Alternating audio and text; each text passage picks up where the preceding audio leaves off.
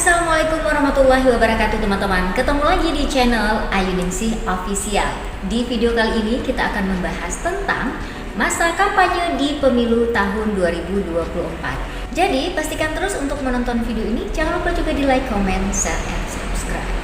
Pelaksanaan kampanye pada pemilu tahun 2024 sudah dimulai sejak tanggal 28 November tahun 2023 hingga 10 Februari tahun 2024 dengan mekanisme atau tahapan kampanye sebagai berikut. Tahapan tatap muka dengan tahapan pertemuan terbatas, pertemuan tatap muka penyebaran bahan kampanye kepada umum dan juga pemasangan alat peraga kampanye atau dikenal juga dengan istilah APK. Dan yang tak kalah menariknya juga itu adalah debat pasangan calon presiden dan juga calon wakil presiden yang akan dilaksanakan selama 5 kali. Selanjutnya juga tahapan kampanye dilakukan di media sosial. Dan teman-teman, pada tanggal 21 Januari hingga 10 Februari tahun 2024 tahapannya adalah kampanye rapat umum, iklan pada media massa cetak dan iklan pada media cetak elektronik hingga iklan di media daring. Selanjutnya setelah 75 hari berlangsung masa kampanye itu adalah dimulai dengan masa tenang. Dan teman-teman juga bisa mengingat masa tenang itu adalah 3 hari sebelum proses pemungutan suara berlangsung, tepatnya dimulai pada tanggal 11 hingga tanggal 13 Februari tahun 2024.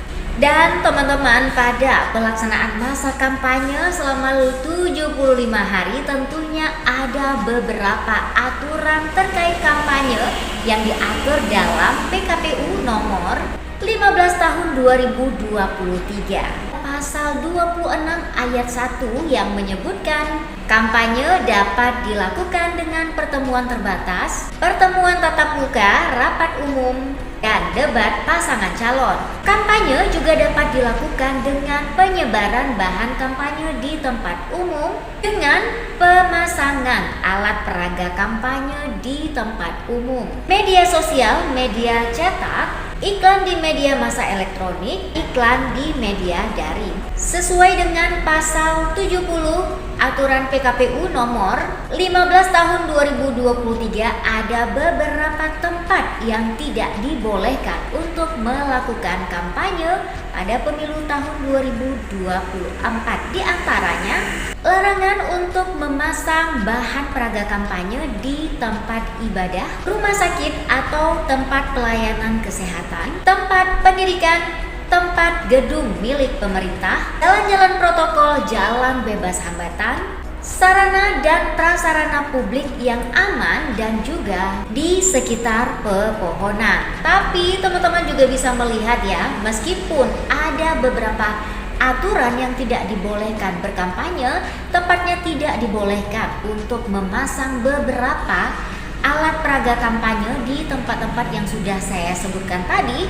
Tapi teman-teman juga bisa melihat bagaimana pemasangan alat peraga kampanye itu juga masih dilakukan di tempat-tempat yang dilarang oleh PKPU tadi. Karena itu teman-teman, peran serta dari teman-teman semua dan masyarakat umum untuk melaporkan kasus-kasus pelanggaran kampanye tersebut sangatlah penting. Lalu bagaimana mekanisme pelaporan masyarakat terhadap indikasi adanya pelanggaran pemilu? Tonton terus video ini karena setelah ini juga Ayu akan mengulas beberapa mekanisme pelaporan masyarakat yang bisa dilakukan terhadap adanya dugaan pelanggaran kampanye. Dan teman-teman, selain ada beberapa larangan yang sudah Ayu sebutkan tadi, ada juga beberapa larangan lainnya terkait aturan dalam berkampanye. Yang pertama adalah memulai start kampanye atau mencuri start selain dari tanggal yang sudah ditetapkan sebagai masa kampanye. Selain itu, dalam berkampanye juga mempersoalkan tentang dasar negara dan juga Pancasila serta Undang-Undang Dasar 1945. Dalam berkampanye juga dilarang untuk melakukan kegiatan yang bisa membahayakan keutuhan negara Kesatuan Republik Indonesia. menghina peserta pemilu yang lain, menghasut dan mengadu domba perseorangan ataupun kelompok, mengganggu ketertiban umum, mengancam untuk melakukan kekerasan, merusak ataupun menghilangkan alat peraga kampanye dari calon peserta pemilu yang lainnya. Larangan lainnya adalah memberikan atau menjanjikan sejumlah uang atau materi lainnya kepada peserta pemilu, menjanjikan atau membagi-bagikan uang atau memberikan sejumlah uang atau materi lainnya kepada peserta kampanye pemilu, menggunakan fasilitas gedung perwakilan pemerintah di luar negeri juga merupakan salah satu larangan dalam melakukan kampanye pemilu. Selanjutnya nih teman-teman, pejabat negara dan aparatur sipil negara atau ASN juga dilarang untuk mengadakan kegiatan yang mengarah dukungannya kepada salah satu pasangan calon atau calon DPD ataupun calon anggota legislatif tertentu, baik itu dilakukan sebelum, selama, dan sesudah melangsungkan proses kampanye. Larangan tersebut seperti pertemuan dalam melakukan ajakan, seruan, himbauan, ataupun pemberian barang dalam lingkungan pemerintahan, di satuan unit kerjanya, anggota keluarga, dan juga masyarakat. Hal ini tentunya juga sudah diatur larangannya dalam PKPU nomor 15 tahun 2023, tepatnya di pasal 76. Jika kita merujuk pada pasal tersebut, artinya peserta pemilu ataupun partai politik yang melanggar ketentuan tersebut dapat dikenakan sanksi administrasi.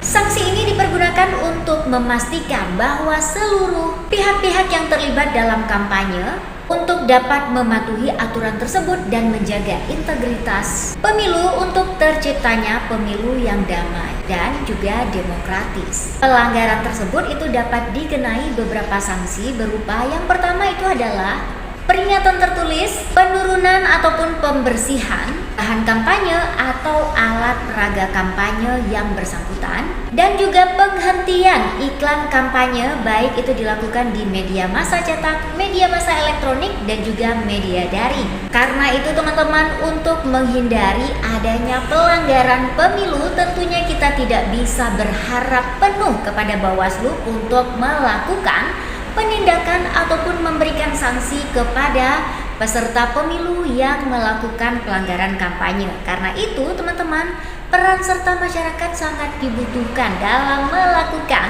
pengawasan terkait pelaksanaan masa kampanye.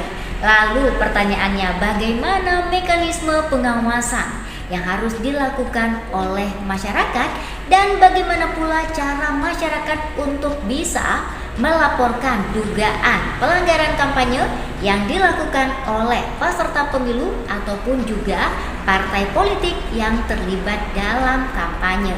Yang pertama adalah ada dua mekanisme yang bisa teman-teman lakukan. Yang pertama adalah teman-teman bisa melapor secara online dan juga teman-teman bisa melapor secara offline dengan cara mendatangi kantor Bawaslu, tepatnya setiap hari kerja pada jam 8 hingga pukul 16 waktu Indonesia Barat.